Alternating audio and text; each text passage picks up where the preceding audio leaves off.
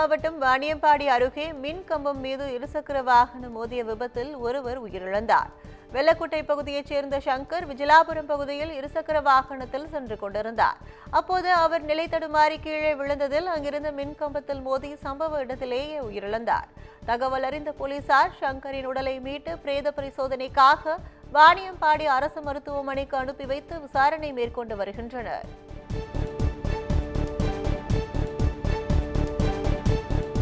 கோவை ரயில் நிலையத்தில் இருந்து 4.5 லட்சம் ரூபாய் மதிப்பிலான கஞ்சாவை போலீசார் கண்டெடுத்தனர். கோவை ரயில் நிலையத்தில் குற்றத்தடுப்பு பிரிவு போலீசார் மற்றும் வருவாய் புலனாய்வு பிரிவு அதிகாரிகள் சோதனை நடத்தினர். அப்போது கோர்பா கொச்சுவேலி எக்ஸ்பிரஸ் ரயிலில் நின்று சென்ற நடைமேடையில் சந்தேகத்திற்கிடமான வகையில் பை ஒன்று இருந்துள்ளது. அதனை திறந்து போலீசார் சோதனை செய்தபோது 9 கிலோ கஞ்சா இருந்ததை கண்டறிந்தனர். இதனை பறிமுதல் செய்த போலீசார் பையை விட்டு சென்ற நபர் குறித்து விசாரணை நடத்தி வருகின்றனர்.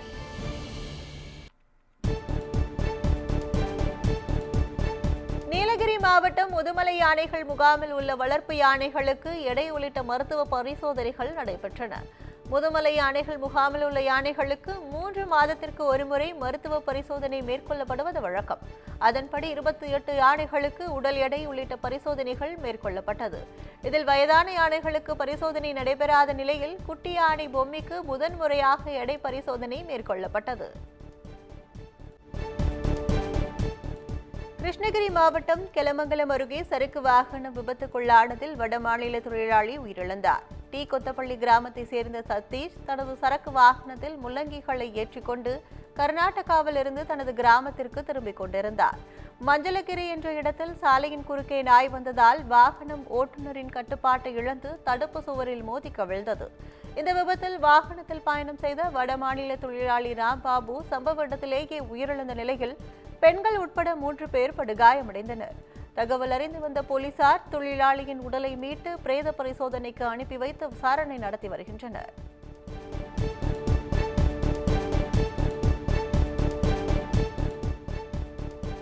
திருச்சி மாவட்டம் துறையூர் அருகே இருசக்கர வாகனத்தில் இருந்து தவறி விழுந்த நபர் மீது அரசு பேருந்து மோதியதில் ஒருவர் உயிரிழந்தார். அம்மாப்பட்டியைச் சேர்ந்த கனகராஜ் மற்றும் தனபால் இருசக்கர வாகனத்தில் துறையூரிலிருந்து ஊர் திரும்பிக் கொண்டிருந்தனர்.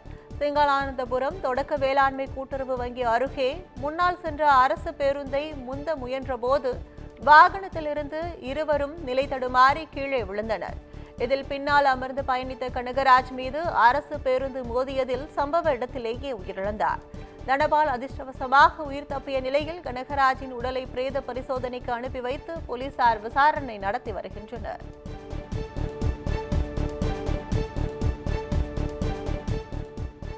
கோவை மாவட்டத்தில் நடந்த இருசக்கர வாகன விபத்தில் உயிரிழந்த தலைமை ஆசிரியரின் உடல் உறுப்புகள் 5 நபர்களுக்கு தானம் செய்யப்பட்டது. நல்லூர் சக்தி கார்டன் பகுதியைச் சேர்ந்த அரசு பள்ளி தலைமை ஆசிரியர் செந்தில்குமார் கடந்த 24ஆம் தேதி இருசக்கர வாகனத்தில் சென்றபோது எதிரே வந்த மற்றொரு இருசக்கர வாகனத்தின் மீது மோதி படுகாயமடைந்தார். இதனைத் தொடர்ந்து அவர் கோவை அரசு மருத்துவமனையில் சிகிச்சை பெற்று வந்த நிலையில் சிகிச்சை பலனின்றி உயிரிழந்தார். இந்நிலையில் செந்தில்குமாரின் உடல் உறுப்புகளை தானம் செய்ய அவரது குடும்பத்தினர் சம்மதம் தெரிவித்ததால் கல்லீரல், சிறுநீரகம், கண்கள் உள்ளிட்ட உறுப்புகள் பல்வேறு மருத்துவமனைகளுக்கு தானமாக வழங்கப்பட்டது.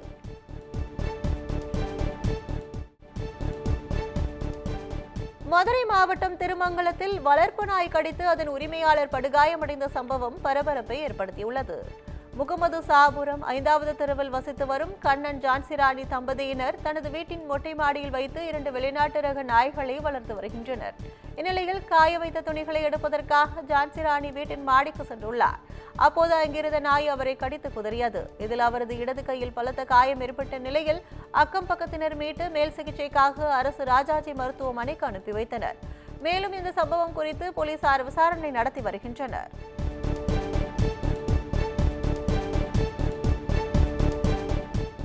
கோவை மாவட்டம் தடாகம் அருகே விவசாயிகளை கொன்ற காட்டு யானையை பிடிக்க கும்கி யானைகள் வரவழைக்கப்பட்டுள்ளன. வேலுமணி, நடராஜன் ஆகிய விவசாயிகளை வேட்டையன் என்ற காட்டு யானை அடித்துக் கொன்றது. இதனால் கடும் அச்சத்தில் இருக்கும் கிராம மக்கள் வேட்டையன் யானையை காட்டுக்குள் விரட்ட கோரிக்கை விடுத்தனர். இந்நிலையில் வேட்டையனை பிடிக்க முத்து, சுயம்பு என்ற 2 கும்கி யானைகள் வரவழைக்கப்பட்டு வரப்பாளையம் பகுதியில் நிறுத்தி வைக்கப்பட்டுள்ளன. மேலும் ஊருக்குள் புகுந்து அட்டகாசம் பண்ணும் யானையை விரட்ட வனத்துறையினர் தீவிர ஆலோசனை மேற்கொண்டு வருகின்றனர்.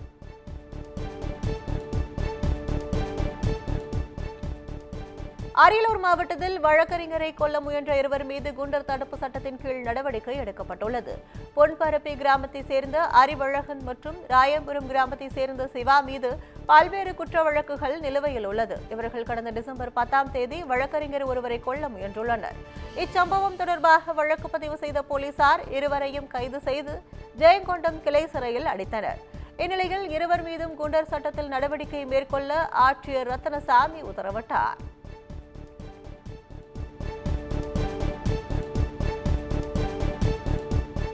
கன்னியாகுமரி மாவட்டம் மார்த்தாண்டத்தில் ஓடும் பேருந்தில் சிறுமியிடம் பாலியல் தொந்தரவில் ஈடுபட்ட இளைஞரை பொதுமக்கள் பிடித்து போலீசில் ஒப்படைத்தனர்.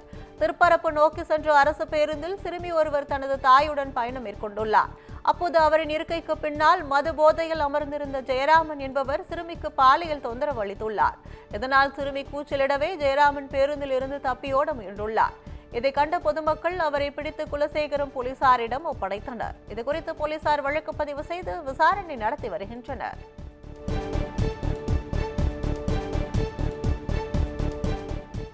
உத்தமர் காந்தி விருது பெற்ற காவல் ஆய்வாளருக்கு மேலதாளங்கள் முழங்க உற்சாக வரவேற்பு அளிக்கப்பட்டது. கோவை மேட்டுப்பாளையம் காவல் நிலையத்தில் ஆய்வாளராக பணியாற்றி வரும் சின்ன காமனன் கள்ளச்சாராய ஒழிப்பில் மிக தீவிரமாக ஈடுபட்டு வந்தார்.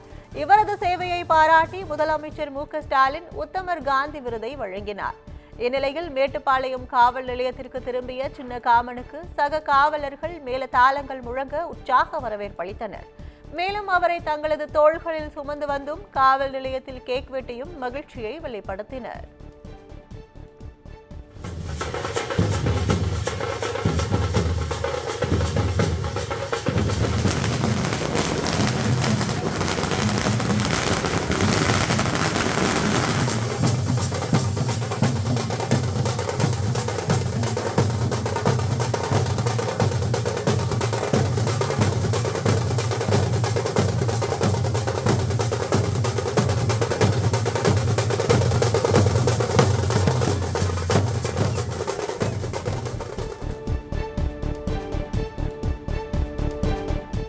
ராஜஸ்தானில் இருந்து மார்பிள் கற்கள் கொண்டு வரப்பட்டு ஈரோடு மாவட்டம் சத்தியமங்கலத்தில் சாய்பாபா கோயில் கட்டுமான பணி நடைபெற்று வருகிறது. சத்தியமங்கலம் அருகே இரட்டை சாலை பகுதியில் பல கோடி ரூபாய் செலவில் அயோத்தி ராமர் கோயில் வடிவில் தென் சீரடி சாய்பாபா கோயில் கட்டுமான பணி நடைபெற்று வருகிறது. அயோத்தி ராமர் கோயிலை வடிவமைத்த ஸ்தபதி வரவழைக்கப்பட்டு ராஜஸ்தானில் இருந்து மார்பிள் கற்கள் கொண்டு வரப்பட்டு கோயில் கட்டுமான பணி நடைபெற்று வருகிறது. இதற்கிடையே சிற்ப வேலைப்பாடுகளுடன் கூடிய மார்பிள் கற்கள் பதிக்கும் பணி மற்றும் தூண்கள் அமைக்கும் பணிக்கு சிறப்பு பூஜை நடைபெற்றது.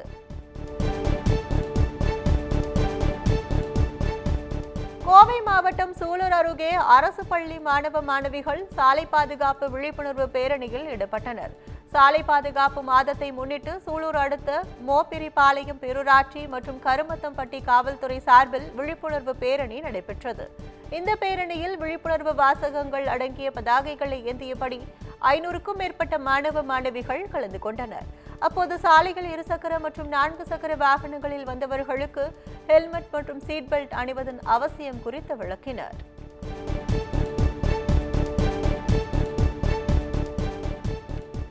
தென்காசியில் உயிருக்கு போராடி கொண்டிருந்த தாய் மற்றும் 2 சேய் உயிர்களை காக்கும் முயற்சியில் ஆம்புலன்ஸ் ஓட்டுநர்கள் மேற்கொண்ட செயல் வைரலாகியுள்ளது. தென்காசி மாவட்டம் சக்தி நகரில் சிலிண்டர் வெடித்து பெண்மணி மற்றும் 2 குழந்தைகள் படுகாயமடைந்ததால் அவர்களது உயிர் காக்கும் பொருட்டு மதுரை தனியார் மருத்துவமனைக்கு கொண்டு செல்ல முடிவு செய்யப்பட்டது. இதையடுத்து மதுரைக்கு கொண்டு செல்லும் ஆம்புலன்ஸ் ஊழியர்கள் ராஜபாளையம் ஆம்புலன்ஸ் நண்பர்களிடம் போக்குவரத்தை சரி செய்ய உதவி கோரினர். இதையடுத்து ஆம்புலன்ஸ் ஊழியர்கள் போக்குவரத்தை சீர் செய்ததால் 25 நிமிடங்களுக்கு பதிலாக 6 நிமிடங்களுக்குள் ராஜபாளையத்திலிருந்து கிருஷ்ணன் கோயில் வரை பாதுகாப்புடன் மூவரும் கொண்டு செல்லப்பட்டனர்.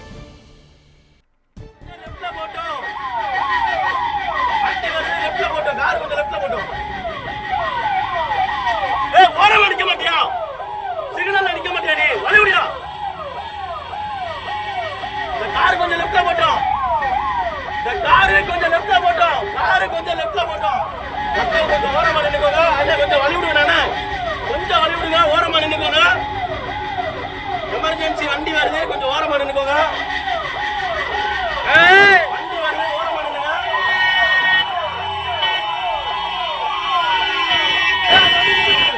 வண்டி கொஞ்ச நேரம் நின்று வாங்க.